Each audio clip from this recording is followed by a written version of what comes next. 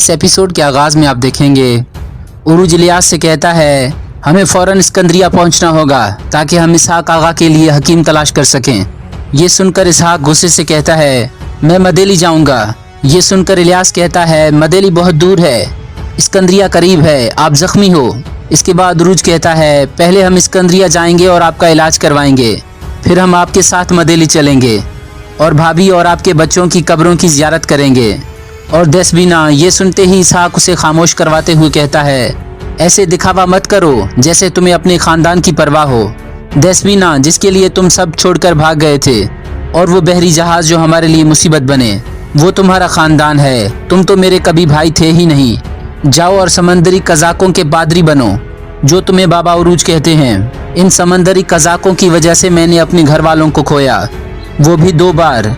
जो मेरा दर्द नहीं बांटते, जो मेरे बाबा के घर से भागकर लुटेरे बनने चले गए, वो मेरा खानदान नहीं है।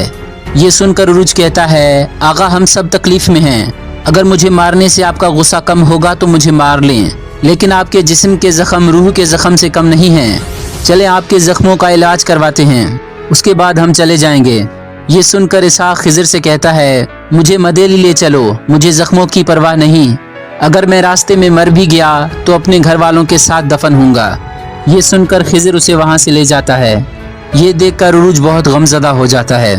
यहाँ पेत्रो डीगो से कहता है मुझे जिनकी तलाश है वो दोनों यहाँ पर मौजूद हैं, लेकिन इनके साथ एक शख्स भी है जिसका चेहरा नजर नहीं आ रहा। इसके बाद पेत्रो अपनी बंदूक निकालकर उनका निशाना लेता है, लेकिन इसी दौरान दरवेश पीछे पलटता है और पेत्रो उसका चेहरा देख लेता है। दरवेश को देखकर पेत्रो के होश उड़ जाते हैं और वो कहने लगता है नहीं, ऐसा नहीं हो सकता, ये कैसे मुमकिन हो सकता है। ये कहकर वो पीछे पलट जाता है और झाड़ियों से आवाज़ आती है। ये आवाज़ सुनकर दरवेश ज़ैनब से कहता है तुम लोग अंदर जाओ, मैं देखता हूँ कि कोई कुत्ता है या बिल्ली या फिर कोई है जो हमें देख रहा है। ये सुनकर वो अंदर चले जाते हैं और दरवेश झाड़ियों के करीब आ जाता है, लेकिन उसके वहाँ पर पहुँचने से पहले पेत्रो वहाँ से भाग चुका था। दरवेश वहाँ पर एक टूटी हुई झाड़ी देखकर कहता है न कुत्ता न बिल्ली, बल्कि कोई है जो हम पर नज़र रख रहा है। यहाँ इसहाक, खिज़र और नीको मदेली जा रहे होते हैं। खिज़र इसहाक से कहता है मैंने आपके लिए बिस्तर तैयार किया है, आप थोड़ी देर आराम क्यों नहीं कर लेते। ये सुनकर इसहाक कहता है हम पर आसमान आ गिरा है खिज़र, अब मैं आराम करूं या ना करूं इससे कोई फ़र्क नहीं पड़ता। ये सुनकर खिज़र कहता है आसमान हम पर आ गिरा है तो इसका बोझ आप उठाए हुए हैं। आप मदेली के फाते याकूब आगा के बेटे हो, आप वो सुतून हो जो हमारे लिए सहारा बनता है। अगर आपको कुछ हो गया तो हम सब तबाह हो जाएंगे। इसहाक कहता है तो मेरा सहारा कौन बनेगा, वो भाई जो मुझे तबाह करके छोड़ गया जब मैं पहाड़ की तरह खड़ा था, या मेरा बेगुनाह खानदान जो मेरे भाई की वजह से कत्ल कर दिया गया। नाजरीन, इसहाक बातें करते हुए बहुत गमगीन होता है, जिसके बाद वो गद्दार का जिक्र करता है। ये सुनकर खिज़र कहता है मदेली के गद्दार कौन है आगा, क्या हमारे वतन में हमें धोखा देने वाले गद्दार मौजूद हैं। जिसके जवाब में इसहाक कहता है योरगो। यहाँ पेत्रो इज़ाबेल के वालिद के पास पहुँच जाता है। इज़ाबेल का वालिद कहता है आप मुझसे क्या चाहते हैं जनाब। जिसके जवाब में पेत्रो कहता है मैं चाहता हूँ कि तुम यतीम खाने में हर आने जाने वाले पर नज़र रखो, ज़ैनब और उस बच्चे हमजा पर नज़र रखो, क्या ये तुम कर सकते हो। जिसके जवाब में वो कहता है जैसा आपका हुक्म। इसके बाद वो वहाँ से जाने लगता है, लेकिन पलट कर कहता है मैंने यतीम खाने में एक आदमी देखा है जिसे मैंने सोचा था कभी नहीं देखूंगा। ये सुनकर वो कहता है आप किसकी बात कर रहे हैं जनाब, अगर आप चाहें तो हम उसे कत्ल करवा सकते हैं और आपकी परेशानी दूर कर सकते हैं। जिसके जवाब में पेत्रो कहता है जो पहले ही मर चुका, क्या तुम उसे दोबारा मार सकते हो। जिसके जवाब में वो कहता है मैं नहीं समझा जनाब। पेत्रो कहता है तुम समझोगे भी नहीं, मैं चाहता हूँ कि तुम उस आदमी के बारे में मालूमात इकट्ठी करो, सफ़ेद दाढ़ी वाला आदमी। यहाँ एक दीवाना कह रहा होता है कातिल भाग गया, कातिल भाग गया। ये सुनकर एक शख्स पूछता है कौन मर गया, क्या हुआ। जिसके जवाब में वो दीवाना कहता है आदम के बेटे काबिल ने हाबिल को कत्ल कर दिया और तुम लोग यहाँ पर खामोश खड़े हो, एक कत्ल हो गया है। इसके बाद दरवेश उसके पास आकर कहता है भागने वाले हमेशा पकड़े जाते हैं बेटा, तुम फिक्र मत करो।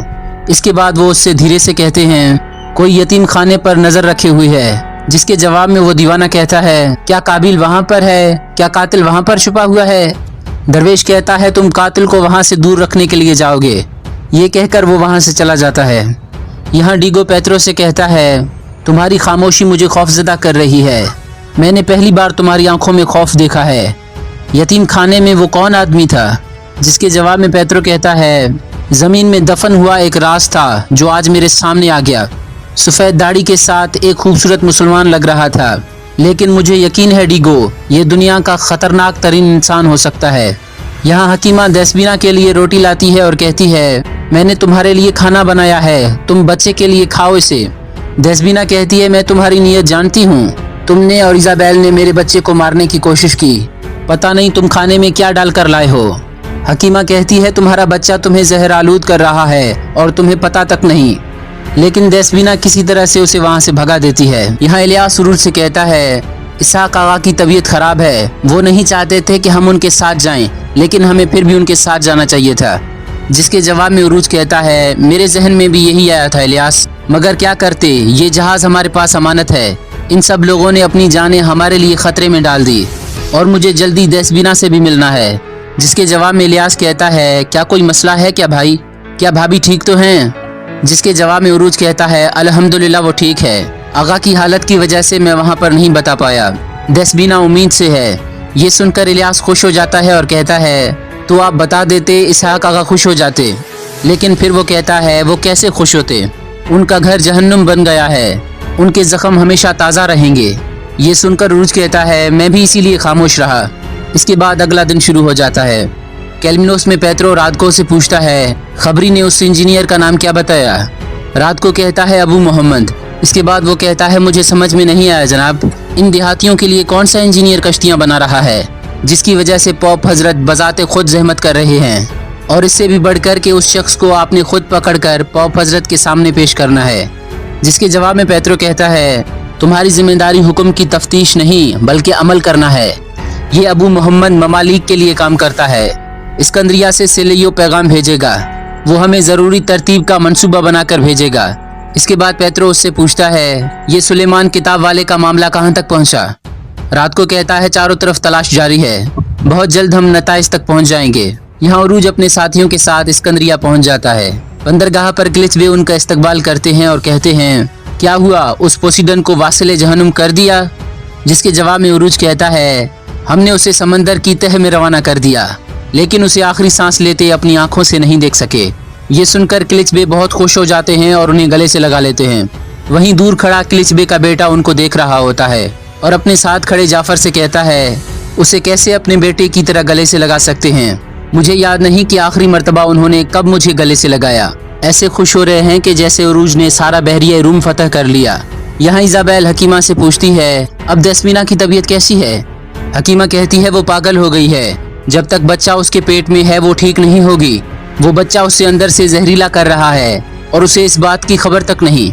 वो कातिल कातिल चिल्ला रही है। इजाबेल कहती है, कौन है कातिल, ये कहाँ से आ गया? जिसके जवाब में वो हकीमा कहती है, वो कह रही है कि शौहर से उसके ताल्लुकात बिगाड़ने के लिए हमने उसके बच्चे को कत्ल करने की कोशिश की है, और ये कि अगर उरूज को कुछ बताया तो हम दोनों को जिंदा नहीं छोड़ेगी। इजाबेल कहती है, वो औरत वाकई पागल हो चुकी है। औरत कहती है, वो तुम्हारे बारे में भी जानती है। इजाबेल कहती है, क्या जानती है? औरत कहती है, बाबा उरूज से तुम्हारा करीबी ताल्लुक। इजाबेल कहती है, तुम्हारे फैलाए गए फितने की वजह से वो लड़की मेरी दुश्मन बन गई है। अगर इस मामले की वजह से उरूज ने मुझसे सवाल जवाब किए तो मैं तुम्हें खा जाऊंगी, बाकी तुम समझदार हो। यहाँ गुलाम फरोज शाहीन से कहता है, क्या मेरे लिए कोई हुक्म है जनाब? ये सुनकर जाफर हंसते हुए कहता है, ये समझता है कि हमारे हुक्म पूरे कर सकेगा। ये सुनकर शाहीन गुस्से में आकर कहता है, क्या तुम अपनी जिम्मेदारी पूरी कर पाए जाफर? जाफर कहता है, आप फिक्र ना करें जनाब, ये उरूज का मामला बहुत जल्द हल हो जाएगा। जाफर उसका गिरेबान पकड़ते हुए कहता है, कैसे हल होगा? बाबा उरूज के आसपास रश बढ़ रहा है, हर गुजरते दिन के साथ वो लोगों में मशहूर हो रहा है। क्या तुम उसे खत्म करोगे? तुम भी उसी की तरह चोर हो, लेकिन वो कम से कम अपने काम तो पूरे करता है। ये सुनकर जाफर कहता है, उरूज सिर्फ हमारा ही दुश्मन नहीं है जनाब, बल्कि उसके दुश्मन और लोग भी हैं। यहाँ समंदर के किनारे दो लोग मछली पकड़ने जा रहे होते हैं। अचानक उनकी नज़र समंदर के करीब पड़े एक शख्स पर पड़ती है। नाजरीन, ये अंतवान होता है। वो शख्स उसे चेक करके कहते हैं, ये मुश्किल से सांस ले रहा है, इसे हकीम के पास लेकर चलते हैं। नाज़रीन मोहतरम, यहाँ पर ये एपिसोड ख़त्म हो जाती है। अगर आपको हमारी वीडियो अच्छी लगी तो हमारे चैनल को सब्सक्राइब कर लें, हमारी वीडियो को लाइक करें और कमेंट बॉक्स में अपनी राय का इजहार ज़रूर करें। बहुत शुक्रिया।